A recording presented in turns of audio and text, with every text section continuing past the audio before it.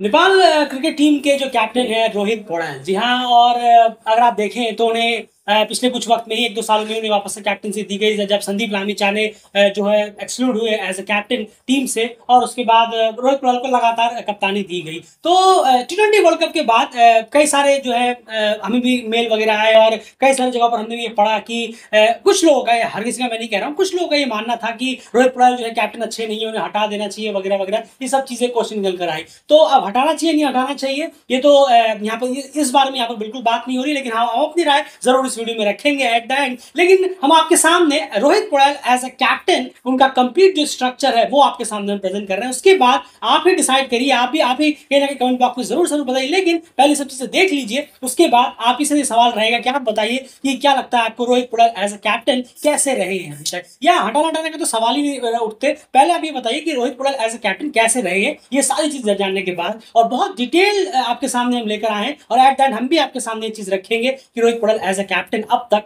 कैसे रहे हैं इंटरनेशनल क्रिकेट में। तो चलिए शुरुआत करते हैं कुछ बहुत ही इंटरेस्टिंग डिटेल्स के साथ। एंड सबसे पहला जो डिटेल आप प्रोवाइड कराने वाले हैं वो क्या है और किस बारे में है, यहाँ पर अगर बताना चाहें। जरूर। देखिए, अगर हम बात करें नंबर ऑफ गेम्स में उन्होंने कैसी कप्तानी की है, कितनी दफा अभी तक उन्होंने कप्तानी की है, कितने मैचेस में, ओडीआई अलग और T20 अलग, उसके बाद टोटल भी आपको बता देंगे। पर अगर अभी गौर करें तो ओडीआई में उन्होंने 36 मैचेस में कप्तानी की है, जिसमें 21 में उन्हें जीत मिली है और 58% उनका विनिंग परसेंटेज यहाँ पर है। वहीं T20 की बात करें तो 31 मैचेस में उन्होंने कप्तानी की है और जिसमें कि 16 में उन्हें जीत मिली है और 51% उनका विनिंग परसेंटेज यहाँ पर बन जाता है। बिल्कुल, टोटल अगर आप देखेंगे तो 67 मैचेस में उन्होंने इंटरनेशनल में अभी तक कप्तानी की है। ओडीआई ने मिलाकर 37 जीते हैं और 55% उनका विनिंग परसेंटेज यहां पर हो जाता है। तो अगर आप टोटल इसको अगर आप देखेंगे तो एज अ कैप्टन अगर मैं कहूं ओडीआई में इतना बुरा नहीं कहूंगा मैं,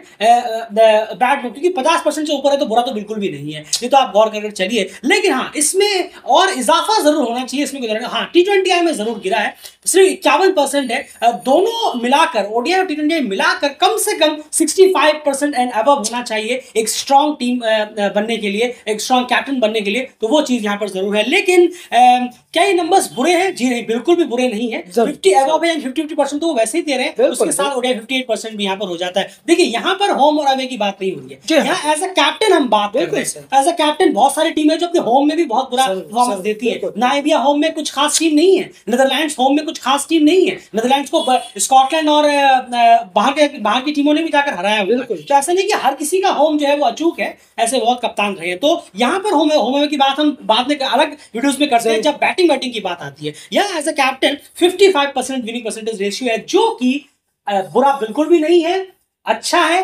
लेकिन एक स्ट्रॉन्ग टीम बनने के नाते, कंसिस्टेंसी लाने के नाते आपको इस 55 को उठाकर 67-68 तक लेकर जाना होगा। चलिए अगले स्टैट की बात करते हैं, वो क्या? जरूर। अब उनके खुद के रन्स पर एज अ कैप्टन उन्होंने कितने रन किए हैं, ये भी बहुत इंपॉर्टेंट है। बहुत ज्यादा, क्योंकि बहुत मैटर करता है। टीम में एक पॉजिटिव एनर्जी भरते हैं कप्तान जब वो बल्ले से रन करें, या बॉलर जो है, अगर बॉलर कप्तान है तो वो विकेट लें। तो खैर, अगर रोहित पौड़ाल की बात करें कितने रन उन्होंने किए एज अ कप्तान, तो ओडीआई में उन्होंने 33 इनिंग खेली हैं, जिसमें कि 778 रन उन्होंने बनाए हैं और 24.31 का उनका बैटिंग एवरेज है। वहीं T20 में अगर नजर डालें तो 30 इनिंग में 768 रन उन्होंने किए हैं और 33.39 का उनका बैटिंग एवरेज बनता है। बिल्कुल, ये सब एज अ कैप्टन है, याद रखिएगा। जो हम नंबर आपको बताए, जो भी आप इस वीडियो में देख रहे हैं वो सब उनके एज अ कैप्टन नंबर्स हैं, क्योंकि उसी के बारे में बात हो रही है कि वो कैप्टनसी में किस तरह से अब तक काम कर रहे हैं। ओडीआई में बहुत इंप्रूवमेंट की जरूरत है एज अ कैप्टन, कोई दो राय नहीं है।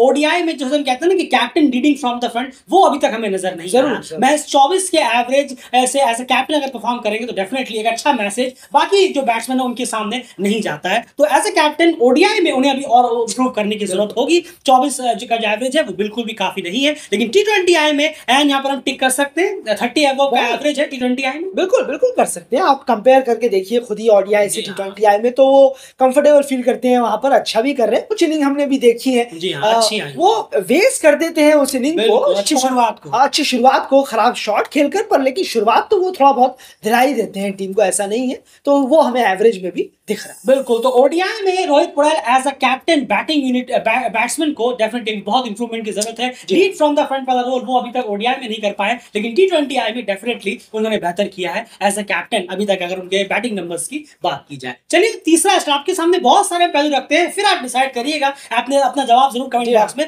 दीजिएगा। पहले आप सारी चीजें देख लीजिए, ऊपर से देखकर कहना कि ये अच्छा है या फिर ये खराब है, ये चीजें गलत है। पहले आप इंफॉर्मेशन कलेक्ट करिए, देखिए, समझिए, उसके बाद आप अपना रिएक्शन जरूर दीजिए। एंड अगला नंबर क्या बता रहे हैं? जरूर अचीवमेंट्स रोहित पौडेल के ये 1.5 साल 2 साल के अंदर कि उन्होंने क्या अचीवमेंट अब तक की है अपनी कप्तानी में। एक तो सबसे पहले है कि सेव ओडीआई स्टेटस, बहुत बड़ा काम किया था उन्होंने। जिस तरीके से परफॉर्मेंस हो रही थी नेपाल की, बहुत ब्लीक चांस नजर आ रहे थे कि शायद कुछ गड़बड़ ना हो जाए, पर बहुत अच्छा उन्होंने संभाला और ओडीआई स्टेटस बचाया।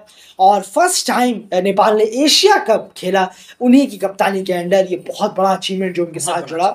और फिर वर्ल्ड कप के लिए जो उन्होंने क्वालिफाई किया 10 साल बाद, एक डेकेड के बाद, लंबे वक्फे के बाद, वक्त के बाद, तो वो रोहित पौडेल के अंडर जुड़ा। बिल्कुल, ये 3 मेजर इवेंट्स अचीवमेंट्स रहे हैं उनके। ओडीआई स्टेटस बचाना, एशिया कप खेलना पहली बार, और टी20 वर्ल्ड कप एक डिकेड के बाद अतिथि को खिलाना, ये सब रोहित पौडेल की कप्तानी के अंडर ही देखने को मिला। चलिए अब बात करते हैं यहाँ पर आगे, और बहुत सारे इंटरेस्टिंग स्टैट्स हैं। अब यहाँ पर बात करते हैं कि टी20 और ओडीआई में जब वो कप्तान नहीं थे वर्सेस जब वो कप्तान है, उसमें परफॉर्मेंस में क्या कोई इजाफा या गिरावट आई है? ये सारी चीजें जो है डिटेल में सिर्फ डेली आपके सामने प्रोवाइड कराता है। तो उम्मीद है कि आपको ये वीडियो अब तक कंटेंट पसंद आएगा, तो प्लीज वीडियो को लाइक जरूर करिएगा और शेयर भी करिए अगर आप चाहें तो। खैर, अब बात करते हैं अब इस कंटेंट की बात करते हैं। यहाँ पर देखिए आप, टी20 आई में जब वो कप्तान नहीं थे, उनका बैटिंग जो एवरेज था वो था 20 के आसपास का, लेकिन जब वो कप्तान बने तो उनका जो कप्तान का अब एवरेज है वो है 33 के आसपास का। और ये हम 2-4 मैचों की बात नहीं कर रहे हैं, 15 से ऊपर मैचेस वो एज अ नॉन कैप्टन भी और एज अ कैप्टन तो और उससे भी ज्यादा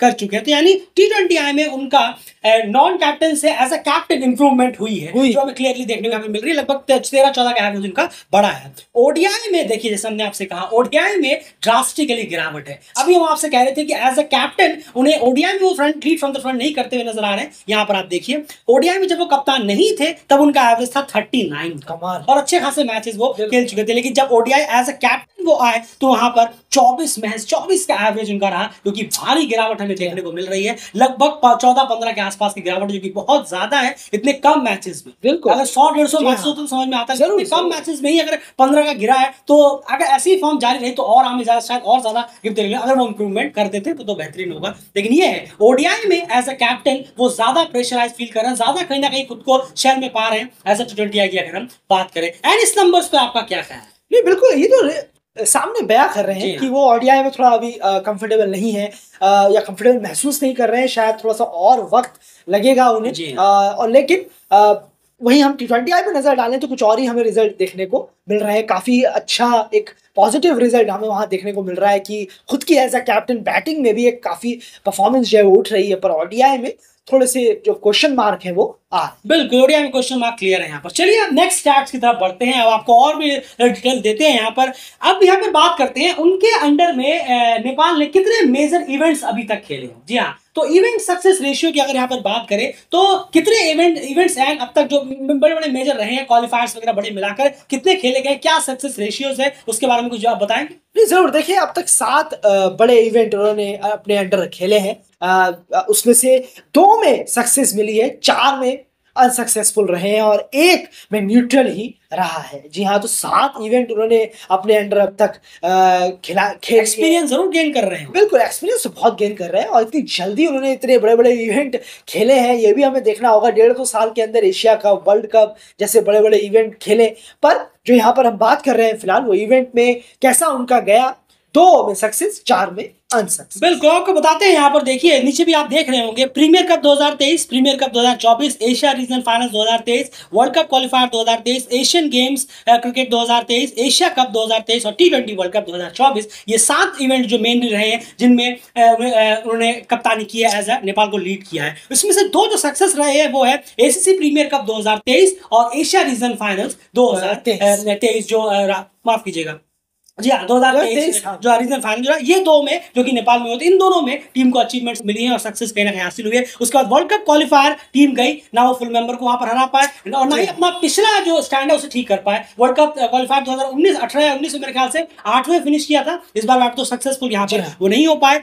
उसके बाद अगर आप देखें प्रीमियर कप 2024 डेफिनेटली नहीं चल पाए, अंडर टॉप 3 में भी फिनिश नहीं कर पाए, चौथे नंबर फिनिश किया, वो अनसक्सेसफुल गया। उसके बाद अगर आप देखेंगे वर्ल्ड एशियन गेम्स क्रिकेट, वहां पे वो बिना किसी मेडल के वहां पर आए, या फिर चलिए क्वार्टर फाइनल तक भी पहुंचते, वो भी वहां पर नहीं हो पाया। एशिया कप को मैं यहाँ पर एशिया कप को यहाँ पर हमने न्यूट्रल में रखा है, क्योंकि वो पहली बार एशिया कप खेल रहे थे, इसलिए हमने उसका यहाँ पर ना सक्सेसफुल ना अनसक्सेसफुल, इसे हम न्यूट्रल में रखेंगे, इसे एक्सक्लूड कर सकते हैं। लेकिन T20 वर्ल्ड कप में डेफिनेटली फिर से अनसक्सेसफुल हुआ, जहां पर वो नीदरलैंड्स के खिलाफ भी एक जीत दर्ज नहीं कर पाए, जो कि खुद की एसोसिएट कम्युनिटी की टीम्स थी। तो ये रहा है उनका तो बड़े इवेंट्स का सक्सेस रेशियो जो हमने आपके सामने रखा। चलिए अब मेरे ख्याल से लास्ट स्टेट्स है, इसके बाद आपसे सवाल होगा और हम भी अपनी राय इस पे जरूर रखेंगे। लास्ट स्टेट जो है वो ये जो 7 इवेंट्स रहे हैं, इन 7 इवेंटों पे रोहित पटेल की एज अ कैप्टन परफॉर्मेंस कैसी हुई है बैटिंग से। जी हाँ, ये नंबर्स भी डेल आपके सामने लेकर आया है, कंटेंट के हिसाब से कभी पीछे नहीं हटता। उम्मीद है कि आप हमारे साथ इस तरह से जुड़े रहे। एंड रोहित पटेल के इन इवेंट्स पर परफॉर्मेंस कैसी रही है बैटिंग? जरूर देखिए, अगर गौर करें तो 5 इनिंगों में प्रीमियर कप 2023 में उन्होंने 5 इनिंगों में 187 रन किए थे। प्रीमियर कप 2024 में उन्होंने 6 इनिंगों में 113 रन किए।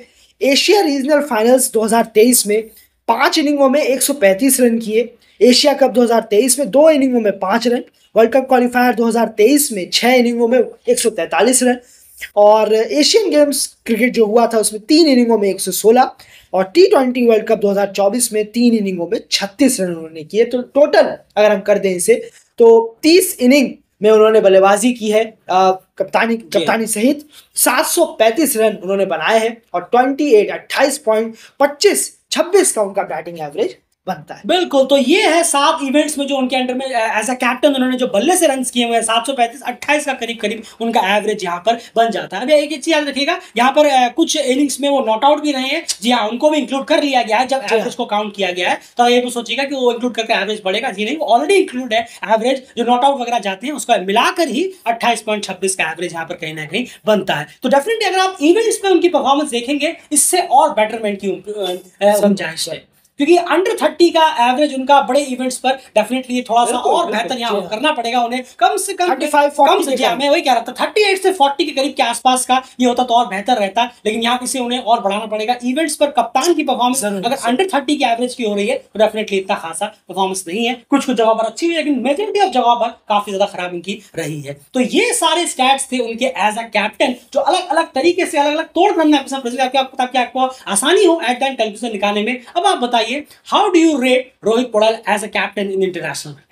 बाकी उनकी जो डिस्टेंस वगैरह है वो सब तो आप लोगों ने ग्राउंड वगैरह पे देखे ही है, लेकिन ये जो फैक्ट्स हैं ये भी बहुत बड़े फैक्ट्स जो आपके सामने रखे हैं। अलग तरीके से बैटिंग से, एवरेज से, इवेंट्स पे परफॉर्मेंस, हर तरह की चीजें हमने आपके सामने रखी। जब वो कप्तान नहीं थे तब उनकी परफॉर्मेंस वर्सेस कप्तान थे, इससे क्या पता चलता है प्रेशर का, जरूर प्रेशर एज ए कैप्टन का प्रेशर आने के बाद उनकी परफॉर्मेंस कैसी हुई है, ये सारी चीजें हमने रखी। तो आप जरूर कमेंट बॉक्स में बताइए कि आखिर क्या लगता है आपको, how do you rate Rohit Patel as a captain in international cricket. एक एंड सिंपल सा सवाल है यहाँ पर, अब इसका आंसर हम देने की कोशिश करें यहाँ पर तो क्लियरली रहेगा कि ये जो हटाने वाली बात है ये बिल्कुल बेतुकी से नजर आती है। ये प्रॉब्लम है एशिया में रहती ही है, 1-2 इवेंट हुए हटा दो, निकाल दो, हटा दो। हटाने का ऑप्शन मुझे समझ में आता है कि किसी को रिमूव कर देना ये कोई ऑप्शन तो नहीं हो सकता। बिल्कुल सही कहा है आपने, और बहुत अच्छा एक, और ऐसा भी नहीं हुआ है कि मतलब बर्दाश्त ना किया जाए। जी हाँ, कुछ अचीवमेंट्स भी उनके अंडर आई है। बिल्कुल बिल्कुल, तो थोड़ा सा वक्त लगता है, थोड़ा भरोसा दिखाना चाहिए सभी को, चाहे कोई भी हो, फैन हो, बोर्ड हो, सबको ये भरोसा अपने कप्तान पर थोड़ा सा लंबे वक्त तक दिखाना चाहिए। और सेव किया है उन्होंने ओडीआई स्टेटस भी, तो आगे भी वो जरूर अपने ऊपर काम भी करेंगे। उम्मीद रहेगी कि हाँ, काम नहीं करें तब आप बोलिएगा कि चलिए काफी वक्त हो गया काम नहीं कर रहे, लेकिन हमें थोड़ा सा सब्र करना होगा, थोड़ा पेशेंस रखना। बिल्कुल, क्वेश्चन जरूर पूछिए। नहीं, क्वेश्चन डेलीगेट भी हमेशा कहता रहता है कि वो हमेशा रोहित पटेल जो है एज कैप्टन कहते हैं कि लर्न करेंगे, लेकिन वो लर्निंग फेस हमें टीम में दिखती नहीं है, या फिर रोहित पटेल की खुद की बैटिंग में है वो दिखती नहीं है। वो क्वेश्चन जरूर करिए, क्योंकि वो क्वेश्चन जरूरी है, और एक हेल्दी क्वेश्चन करना जरूरी है कि परफॉर्मेंस में हमें उसके बारे में बात जरूर करनी है कि परफॉर्मेंस में आखिर क्यों नहीं उठनी चाहिए, वो बिल्कुल करनी चाहिए, वो बहुत इंपॉर्टेंट है। एक हेल्दी वे में, अच्छे वे में क्वेश्चन आपको लगातार करते रहना चाहिए, लेकिन रिमूव कर देना ये सोल्यूशन बिल्कुल भी नहीं है कि आपने किसी को उठाया और तुरंत रिमूव कर दिया। किसे बनाएंगे आप उसकी जगह, उनकी जगह पर किसे बनाएंगे आप? कोई कोई पूरा बैठे बिठाए कोई प्लेयर तो रेडी है नहीं, और जो रेडी है पहले खुद की परफॉर्मेंस तो वो प्लेयर बनाए, तब जाकर कैप्टनसी का जिम्मेदारी दी जाएगी। खुद की परफॉर्मेंस उनकी खासा नहीं है, तो Rohit Patel as a captain international में क्या उन्हें हटा देना चाहिए या रिमूव कर देना चाहिए? जी नहीं, बिल्कुल भी नहीं। डेल क्रिकेट इससे सहमत नहीं होगा।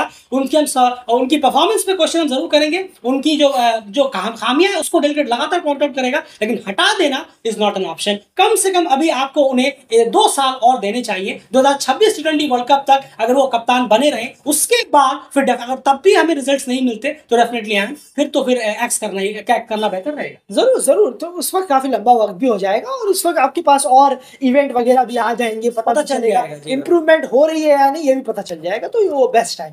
आप अपनी राय जरूर बताइए कि कमेंट बॉक्स में आपको क्या लगता है कि how do you rate Rohit Patel as a captain in international cricket. इतना सारा कुछ जो है स्टैट्स वगैरह डिटेल्स वगैरह जानने के बाद, और अगर किसी और प्लेयर से रिलेटेड अगर आप इस तरीके के स्टैट्स वगैरह डिटेल्स जानना चाहते हैं तो कमेंट में जरूर बताइएगा उस प्लेयर का नाम। हम कोशिश करेंगे कि जिस प्लेयर के नाम सबसे ज्यादा आएगा उसी प्लेयर का स्टार्ट या डिटेल्स जो इस तरह से आपके सामने हम प्रेजेंट करें। फिलहाल इस वीडियो में इतना ही। डेल क्रिकेट के एफर्ट के लिए प्लीज वीडियो को लाइक करिए, चैनल को सब्सक्राइब जरूर करिए और बंद चैनल वीडियो को ज्यादा शेयर करिए, ताकि और भी ज्यादा लोग इस वीडियो के कमेंट में आकर बता सके कि how do they rate Rohit Patel as a captain international. फिलहाल इस वीडियो में